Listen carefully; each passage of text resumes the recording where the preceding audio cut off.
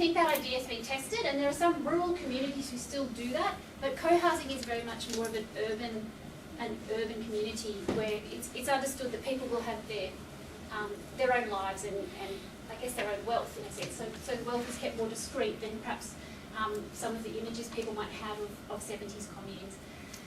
Yeah, and there tends to be a mix of generations. It's really important that you have older people and younger people. So those people who might be working with children would have older grandparent type figures on hand who would love to help them with childcare. That's a huge benefit of co-housing.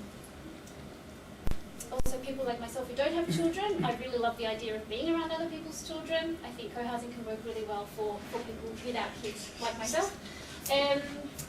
Yeah, of course, families, and Robert will speak more about that. And it doesn't have to be, but co-housing really does tend to have, the common value tends to be sustainability. I think a vast majority of co-housing is centred on people who are very environmentally conscious.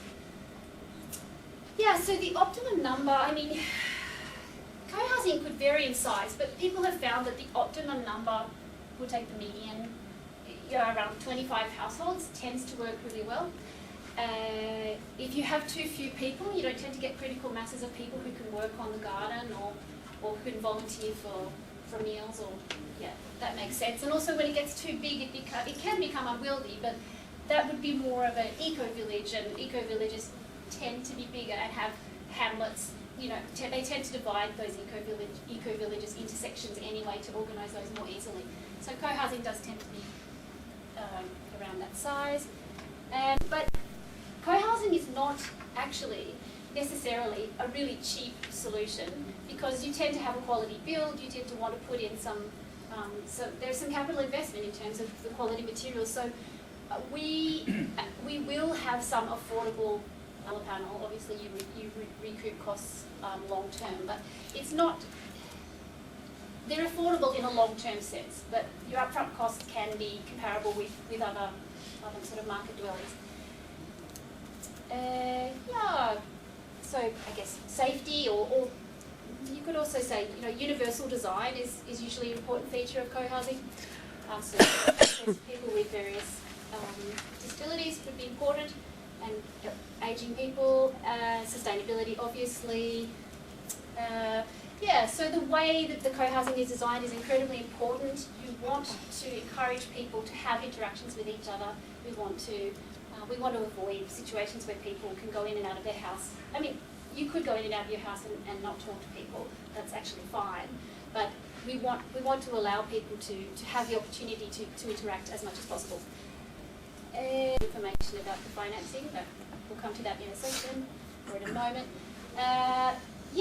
Interestingly, quite a lot of the co-housing groups are quite safe. Crime tends to not be such a problem, because you always have, whether it's sort of retired people on hand, or there tend to be so many people around that it tends not to be very attractive to people who might want to lurk and pocket stuff. Yeah.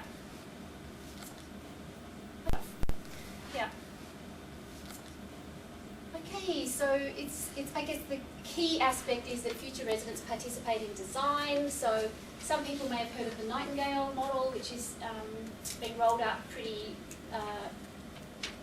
well in Melbourne. I think they're onto their 4th or 5th building.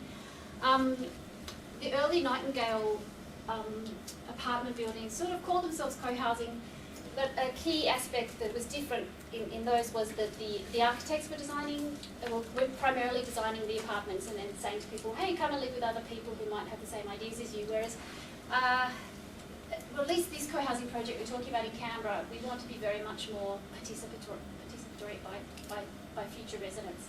And that would take, I want to say a special architect, but it wouldn't have to be a special architect. It would just have to be an architect who was used to working with community, used to working with people who had a sense of what they wanted. I mean, I would like to think that the people involved in co-housing would be, enlightened, wonderful, professional people who would be reasonable and would want to work well with an architect. But models from Denmark. Denmark is supposed to be the home of co-housing, and indeed this just looks like pretty much a typical suburb in Denmark. This would not be remarkable, but this cars have been pushed to the periphery, and you can see people interacting, having a chat in this walkway. This is quite, I think, an attractive one, and they've got their pond, their sort of central pond, and that looks like a green, that's a waterway in there, and it looks like everybody's facing onto that. But this deck, I've spoken to someone who has lived here and said that this deck was kind of the life of the community, that people used to gather there and have barbecues there, and that was really central to the soul of that community.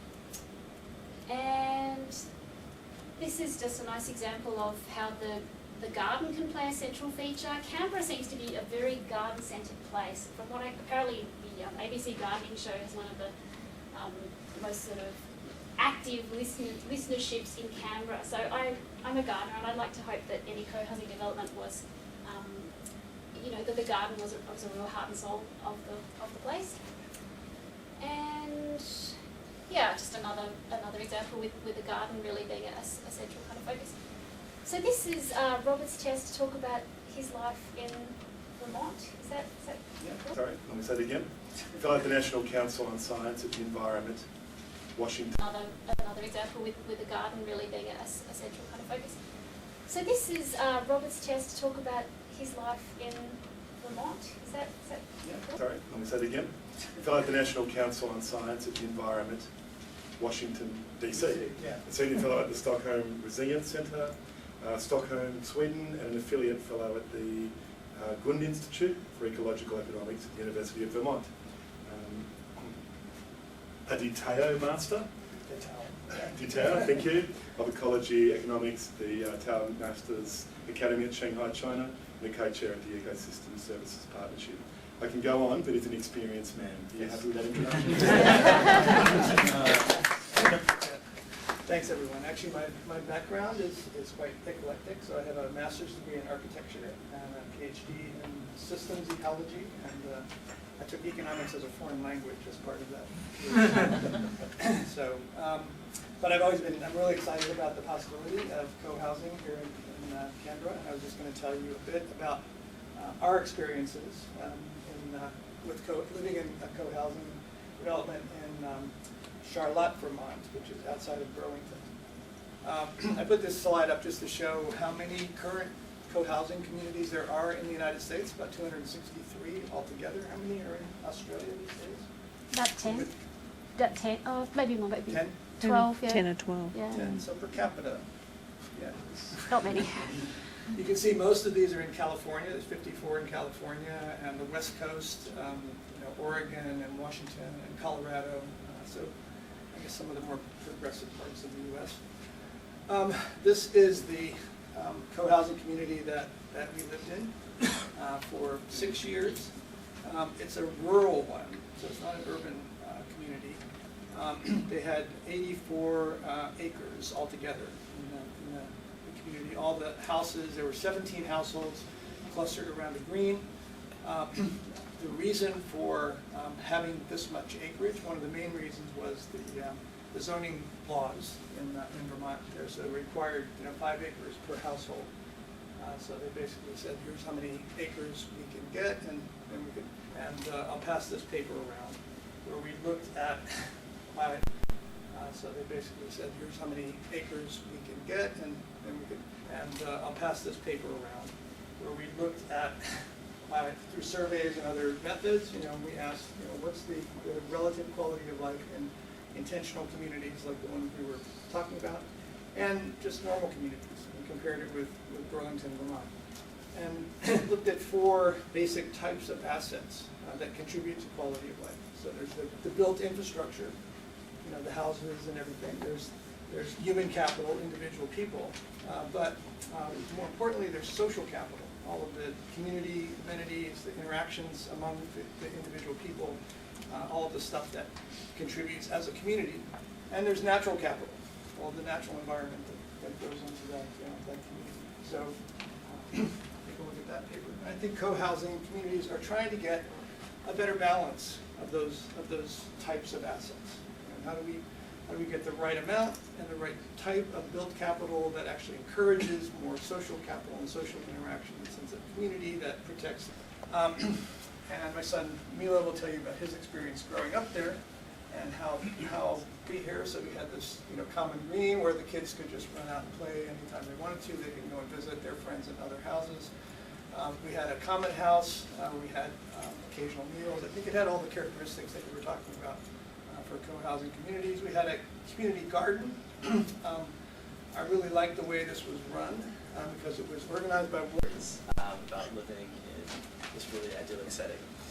So if you guys think about like the main priorities that new parents would have for raising their kids, I mean, I'm sure different people would have different priorities, but I think most people would come up with 4 main ones, which would be safety, some kind of a support network, connection to nature, and friendships for those kids. So as somebody who grew up in this type of community, yeah, I have a lot of stories which prove that co-housing is safe, social, cooperative, and secure, and therefore would be perfect for that kind of that type of group, young families. So as for safety, as my dad mentioned, there was kind of a common green area where a lot of kids could go and play without any fear of like car traffic, without any fear of anybody else from outside of the community.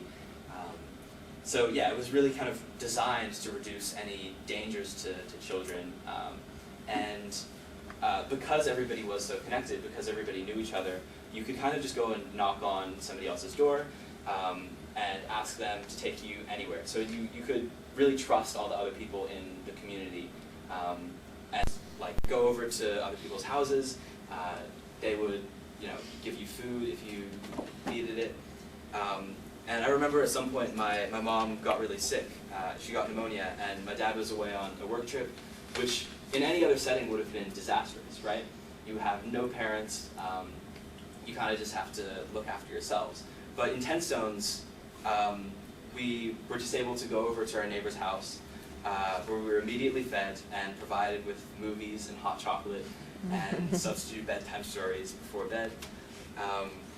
So there was just always somebody willing to take care of kids when parents just had something come up, which I think is something that would be really, really beneficial for a lot of other communities. Like a very strong connection to nature and to the food that we were eating especially. So yeah, we could go and work in the garden. We could use our spare time to actually create the food that we were going to be eating, and learn about how food is like made, have that connection to like both the land that we're living on and also the food that we're eating, which I think is really something that a lot of kids growing up would lack. And I think this also kind of gave us a lot of a sense of accomplishment. I mean, in this photo here, I don't really look too happy with myself, but I definitely remember like the first time that we planted a seed and saw a crop like grow, and then we were able to eat that. And that was something that, as like a 5-year-old, co-housing is definitely something that Group of I would say poor sods, but there was a group of people who tried to do co-housing in Canberra for around 10 years. I think around 10 years ago, and they well, they can tell you their sad story, but they ended up sort of just finding the challenges of the planning wasn't necessarily too much, and so they